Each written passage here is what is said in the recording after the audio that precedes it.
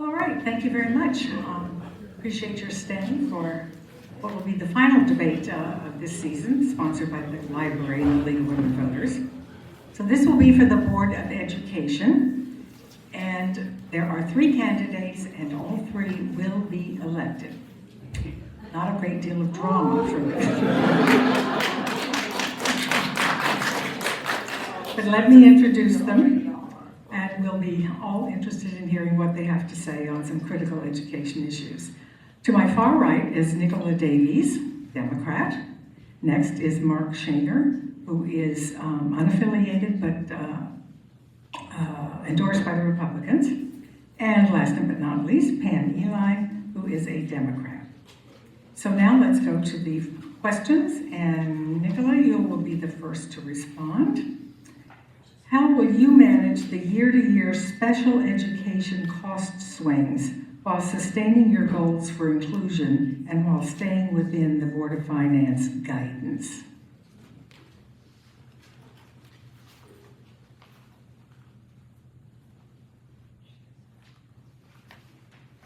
Thank you for the question.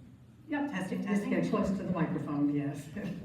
Thanks for being here. Thanks to the library for having us. Thanks for Heather and Good Morning Wilton and the League of Women Voters. Special education. It's a big deal in our town. It's a big deal in the state.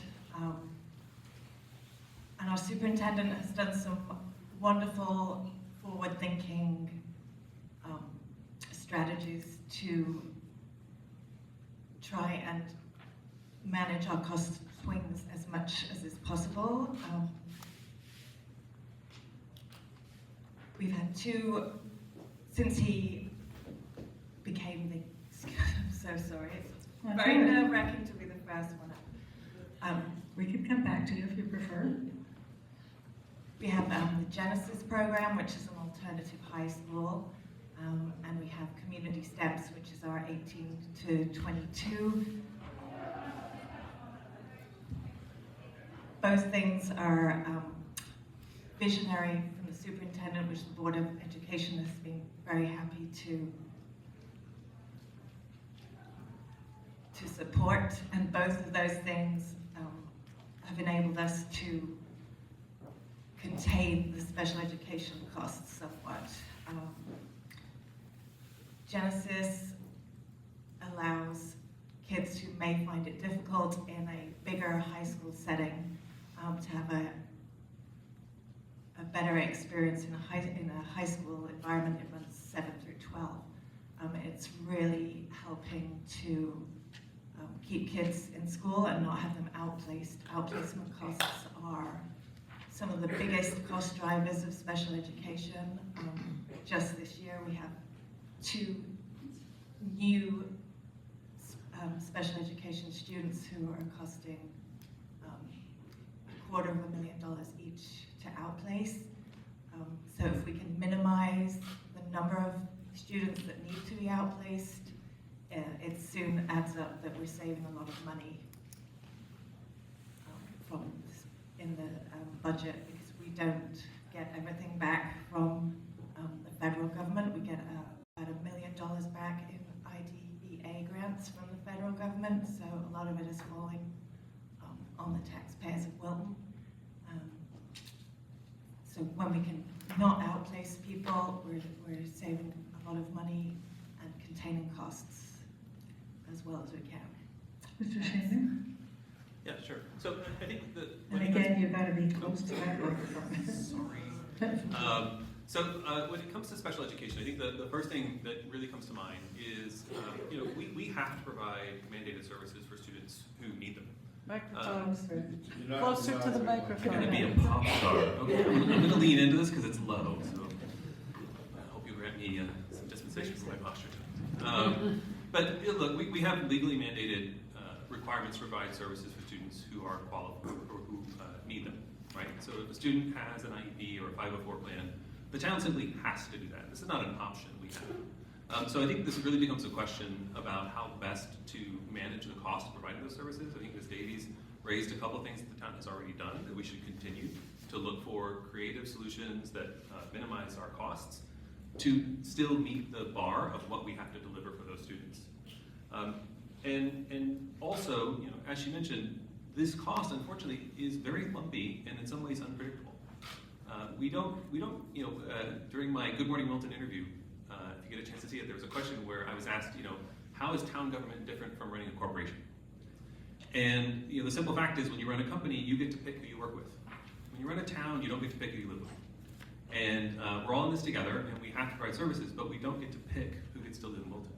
And so when somebody comes here and they need those services, we have to find a way to provide them, and we have to advocate for that. And at the same time, we have to recognize that the town has a certain amount of resources we have to live within. And so that will mean choices to be made and creative solutions to be found. Ms. Eli? So one of the things that we end up having to balance is our obligation to the I'm kids. sorry, but you do have to get a little closer to that. So one of the things that we always have to balance on the Board of Ed is our obligation to the kids, and obviously wanting to help them the best we can, and finding the money or the resources to do it. And so that yin and yang is always something that I think Kevin works very hard to balance. Yes, we have a Genesis program that has helped us not outplace a lot of kids that probably would have been outplaced had they not been in the Genesis program. And I think what we're trying to do now is look for other ways to keep our kids in-house, within the district, and not have to outplace as many as we ended up having to do, especially during COVID. I think there was a point where we had 30 outplaced kids because they couldn't manage being in a mainstream high school. So that number has gone way down. We probably have about 14 now, but we're obligated and we must do right by them. And so if they do need to be outplaced, that is something that we have to seriously consider, whether the cost is something that we have to absorb somehow or other. But the bottom line is we're about the kids and about what their needs are. And that's something that we have to keep thinking about and maintaining. But I think we're trying now to think of other ways to keep kids in the district and keep the cost down as long as it's effective, as long as it's helpful to their growth. This next question really follows up with what you've been saying. Outplacement is required by the disabilities law in Connecticut when Wilton is unable to provide the necessary educational services they need. Currently, we have 14 students who require outplacement. What do you think about this law and services, and would you advocate for these children, or would you like to see the law change in any way? And the first to respond would be Mr. Chan. Sorry, just to make sure I understood the question. So it ultimately was, what do I think of the law and what I advocate? What do you think about this law and services, and would you advocate for these children, or would you like to see the law change? Got it. I mean, I guess to me, I think I'll get in there. You could hold the mic. What's that? You could hold the mic. I could. It's harder when you're taller and you have to bend over. That's right. Can I just make it taller? No. Just pick the whole thing up. Pick the whole thing up. Yes, I'm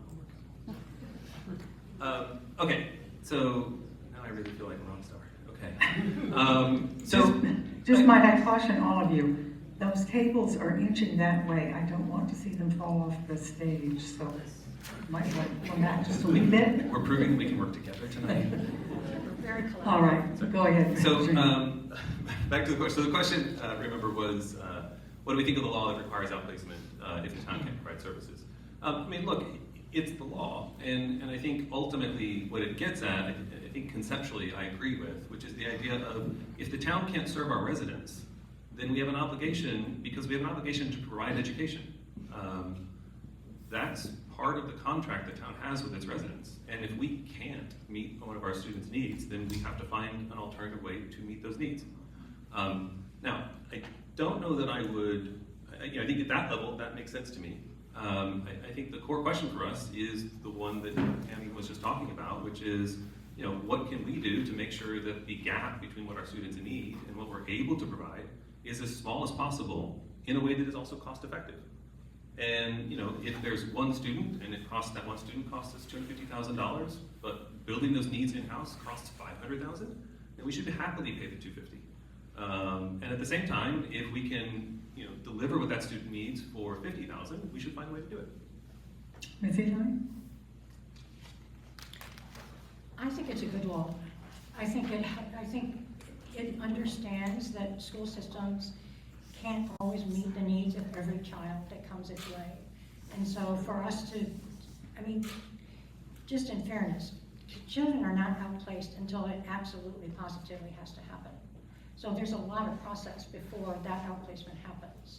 So if there's a school district that is saying, we can't really do much more for this child and a more therapeutic setting would be better, then that's something that we should do.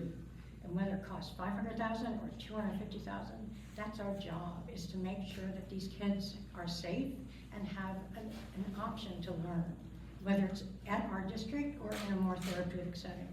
So I agree with the law, and I agree with the fact that we end up we try very hard not to outplace, but if the outplacement is something that is absolutely necessary, that's something that we should do for our kids. Ms. Davies? I agree with both of the people up here with me, and I think the law the Individuals with Disabilities Act has stood since 1975. It's not really incumbent upon us to change the law. It would probably be a good idea for someone to look at it again in the federal government. But we're bound by the law to educate the kids in the environment they need to be educated in, and that's what we're doing. All right, next question, Ms. Eli, you'll be first to respond. What is your position on removing cell phones from students during the school day? What are the positive benefits and what are possible negative effects of this policy? So one of the braver things that we did this year was to ban bell-to-bell cell phones in high school. It took, there was a lot of very compelling data that really convinced all of us. I at first was not sure that it would work, but there was so many compelling pieces of information that was given to us that it was pretty obvious that we were going to have to make that decision. The kids obviously were pretty mad, not very happy about it at all, and there were several parents that weren't very happy about it at all. But at the end of the day, I think it actually worked, and it was a big leap of faith on our part, and I think it was a big leap of faith on the high school administration to implement it, and they did it in a pretty thoughtful way. And at the end of the day, if you walk through the high school now, kids are talking to each other in the cafeteria where there was never a sound. Kids are talking to each other in the hall. Kids are talking to each other outside, and they're not on their phones. And I think for a lot of kids, it was becoming a very stressful thing to have. There was one, in our May session, the kids came back to tell us whether they liked it or not. And the ones that came back told us that they were glad that we did it, even though they fought it tooth and nail. And one of the things that they said, one of the girls said, was that no one follows me or takes a video of me in the bathroom anymore. And I thought to myself, is that how we've been living in a high school with your peers? And these are the things that have been happening to you. So I think honestly it was one of the better things we did this year, and I'm very proud of the fact that we did it and that other districts have come and looked at our high school, and now Westport's about to implement it themselves. So I think at the end of the day, it was the right thing to do. Ms. Davies? I was very much a doubting Thomas when Dr. Smith first came to the table suggesting that he wanted to do this policy. Last year I had a senior, and the thought of taking his phone away in the senior year of high school was not something I relished having a conversation with him about. Since I spoke to a lot of teachers about their perspectives on things, and teachers want to teach. They don't want to be constantly scanning the room looking for people violating the cell phone policy. They're supposed to be up in a phone caddy. So I think I was won around by the teachers. They were all in favor of trying it, and I didn't think it would do much harm. I think that since we did it, there's been more and more emerging data that cell phones are bad, social media, especially for girls, is toxic. It wasn't just, it was exactly what Pam said. The kids do things with phones that we have no idea about.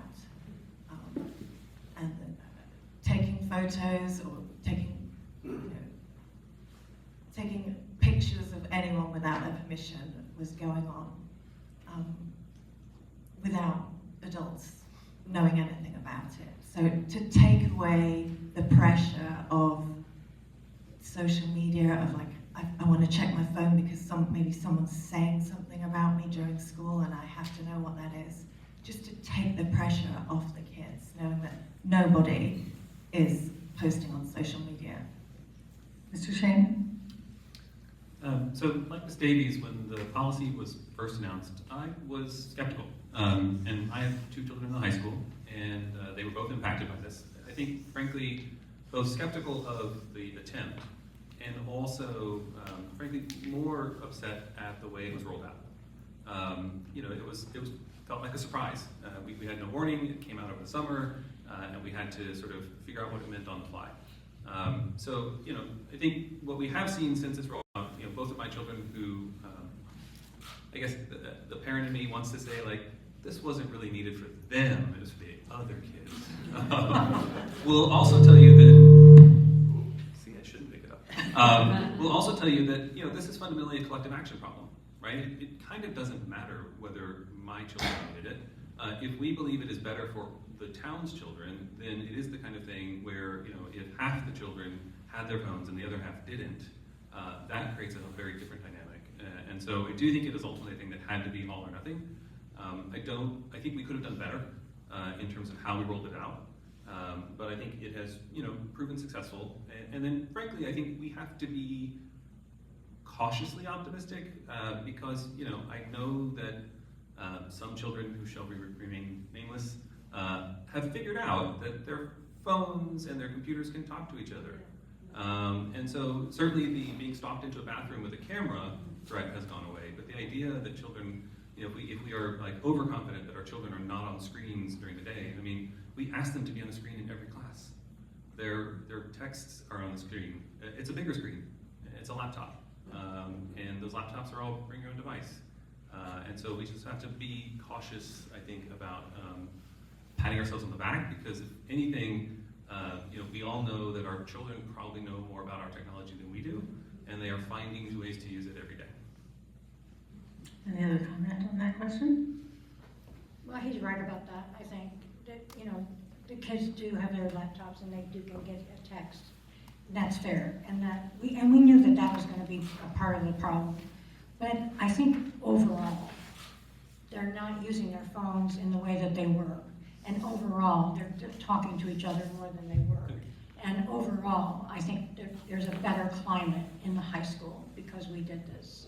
And what'll make it even easier is Middlebrook kids aren't used to having their phones because they have to keep them in their lockers. So as those kids start to come up into the high school, it should get better and better for kids to just leave them or put them in a pouch. All right, next question, and Ms. Davies, you'll be the first to respond. In what way is the Board of Education considering advances in AI as applied to K-12 curriculum? And what are the opportunities and what are the threats to education in your view? I think we need to acknowledge that we are at the beginning of what AI is going to do in our schools. I think a lot of people use ChatGPT and are familiar with just the beginnings of what it can do right now. Our Director of Digital Learning is doing a 5 workshop series for the board this year, and we had our first one last Thursday.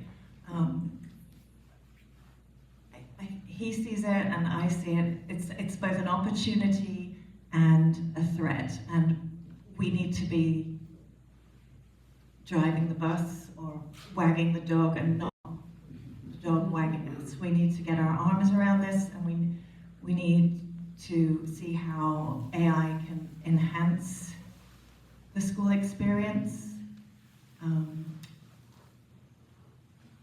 AI has the ability to enhance and not replace human intelligence and judgment.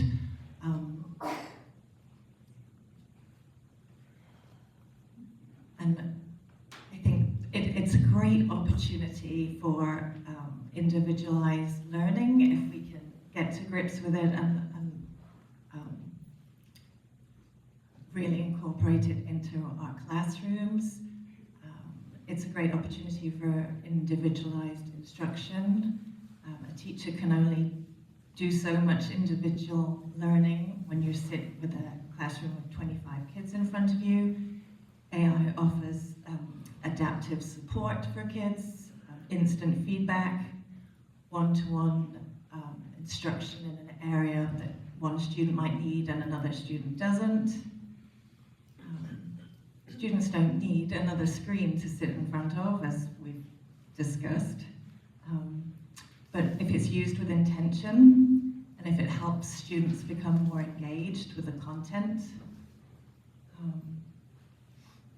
I think that it could be a force for good in our classrooms. Mr. Shaner? So, full disclosure, I work for a company that builds AI models for other companies, and this is a thing that I think is really important for us to stay ahead of. I was at a Board of Ed meeting about 2, maybe 3 years ago when ChatGPT was first sort of breaking out, and the board asked a question. There was a lot of fear in the education community about how this would impact learning. And at the time, they received a piece of advice that said, don't worry, it's going to be 2 to 3 years before this thing is good enough to matter. And I remember after that meeting pulling one of the board members aside and saying, as somebody in the industry, let me tell you, that's wrong. The thing that OpenAI had released at that moment was not their leading edge model. It was a model that was already 2 years old. And so what we've seen over the last few years is, yes, they've been building more models, and they've been getting closer to the frontier. And so we're seeing more and more. Then you get into the question of what should the board be doing about it? Because I'm not privy to what the board is currently doing about it behind the scenes. But when I think about this question, I think there's a couple of things that really matter here, and a couple of things we have to think about. Like, first of all, I think we have to be careful about assuming AI equals ChatGPT, Claude, Gemini, whatever, Sura, if you want to make videos of your friends, whatever your favorite application is. Those are general purpose models. There's a whole world out there of highly specific, dedicated models that are already achieving amazing results in the work world. And I think we have to be teaching our children about this technology because it's already becoming a part of how people get work done. And if we want to prepare them to be active citizens in the world, they have to at least understand it in the same way that they understand how calculators help them with their math. Then there's a second thing, which is we have to learn about its applications in the world, both the power and the risks associated, because we want our children to be informed consumers of what they receive. We'll come back to informed consumers in a second, but I think the third thing is something that Ms. Davies talked about, which is how to use the technology in the classroom. Like, one of the powerful things, in fact, there is actually a set of schools that's been experimenting lately with turning classrooms into places where children get a lesson and an AI system that provides individual personalization in the moment. Now, I don't know if that's right for Wilton, but I at least know it's a thing that we should be looking at and understanding whether this makes sense or not. We talked earlier about people who need services and getting outplacement. Like, can we use technology to provide the kind of personalization and scaffolding that those children need to be successful? I don't know, but I think we have to look at it. And then the final thing that's important is about learning how to be an intelligent consumer of this technology. We're seeing AI slop, as it's called, in the world already. It is only going to get worse.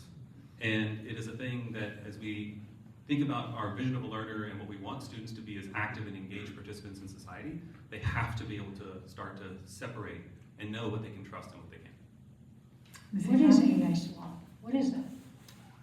It's the proliferation of just fake stuff that is easy and cheap to produce. So AA is here to stay. It is going to be part of our school, and I think we are obliged to roll it out and be in a thoughtful manner for our teachers. I think some of our teachers are anxious about it, and I think other teachers have completely embraced it. I think for the younger grades, it's probably not as appropriate yet, because teaching basically is a human business, so it really takes a teacher and a kid and somehow make a correlation together. AI, I think, can enhance that experience, and it can be very helpful to both. But we have to use it carefully, and we have to use it with a thoughtful approach. I am not a tech person. I will happily admit that. The board took one workshop, and I was trying very hard to, keep my focus, and I don't quite understand it, and I don't understand how it works. But you're right. We have to learn to use it, and it's going to be a part of their world more and more and more. And honestly, you were in a panel last spring, and there were a whole bunch of you, and you were all talking about how you use AI, and there were doctors and nurses, and Mark was on it, and every one of them at the end said, even though we're using AI, we still have to use the social emotional component to these kids, and we still have to make that work for them. And you all spoke about how important that was for schools to maintain that.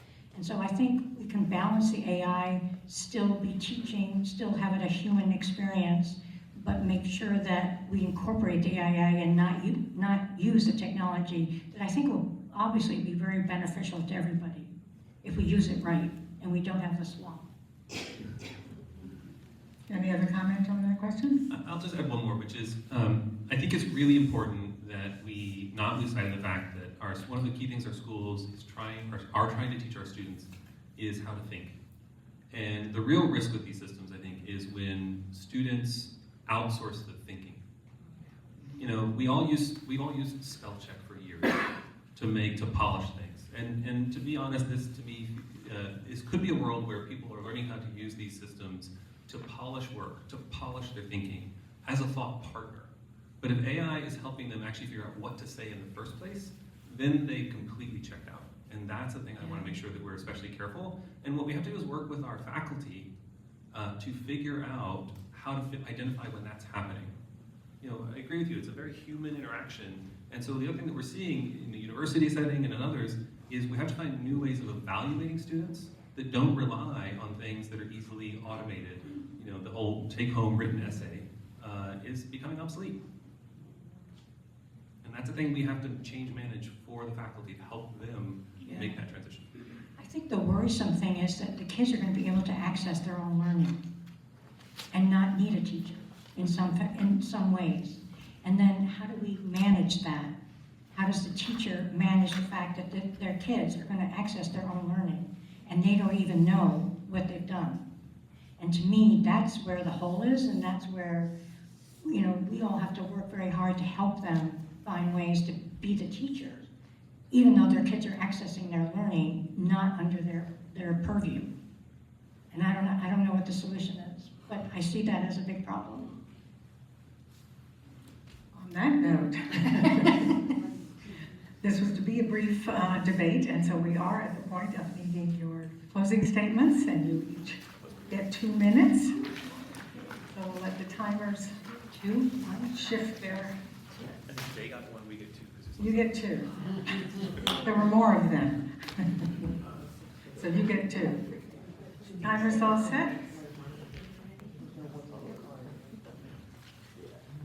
Right. Okay, and the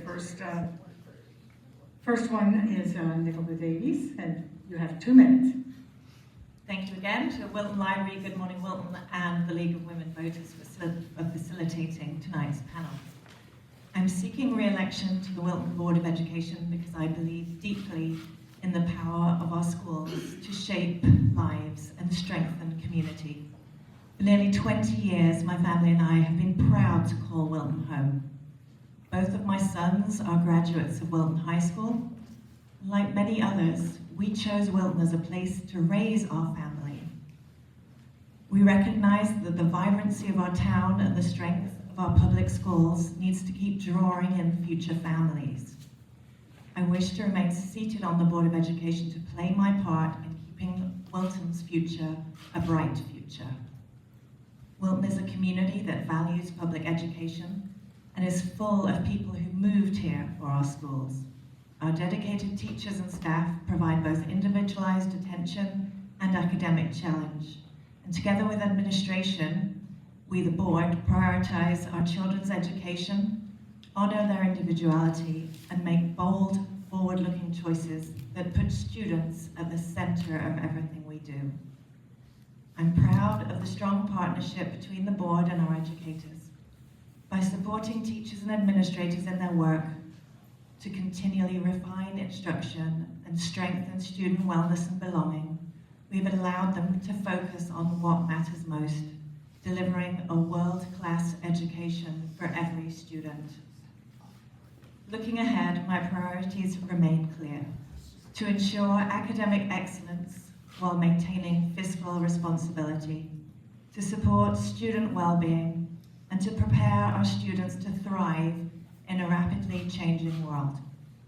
Our schools and our students represent the future. I'm asking for your votes this election day, November 4th. Thank you. Mr. Shanger, your 2-minute closing. So our schools have performed well in some trying times over the last 5 or so years. A big reason for that, I think, is the community we share. And this community supports the schools. And frankly, for many of our children who need extra help, we have the means to give them that outside of school. Our situation, though, isn't perfect. And at the same time, the world around us is changing and changing rapidly. So we talked a little bit about AI in this panel.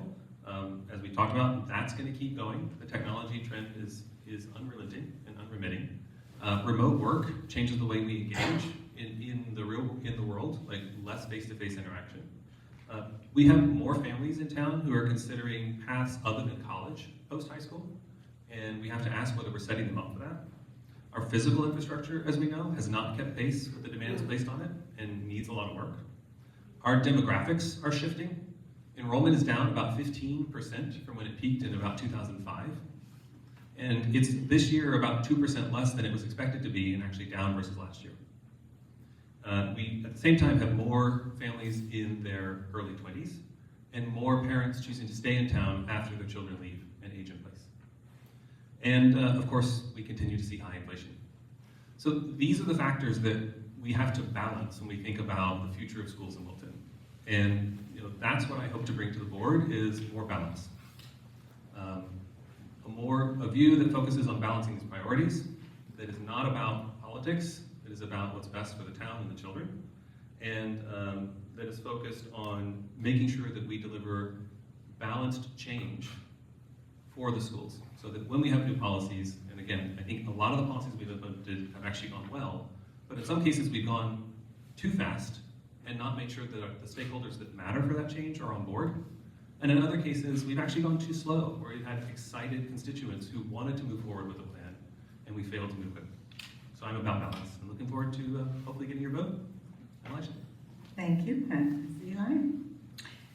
I'd like to thank the League of Women Voters, the Wilton Library, and Heather, Good Morning Milton, for sponsoring this.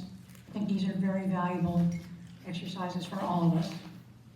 I'm someone who believes that education can change lives, and I want to continue that commitment for another 4 years.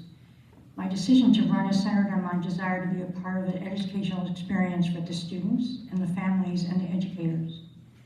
As a former teacher and administrator, I understand the challenges of running a classroom and making sure that there's teaching taking place to help educators do their job and to help students become confident learners. I plan to keep advocating for policies that put kids first, opportunities for academic growth and emotional well-being, maintaining our academic rigor, and also finding different pathways for student success so that all our kids feel valued as a learner. I would plan to support teachers and make sure that they have the resources that they need, and also the respect to do their jobs. I think the Board of Ed should be transparent and accountable to the community. And I think that we should invite the environment where students feel safe and seen and valued. So my campaign is basically centered on my belief that experience counts, and on the Board of Ed needs experienced people. And I would love to have your vote. Thank you. And let's show our appreciation to these three candidates.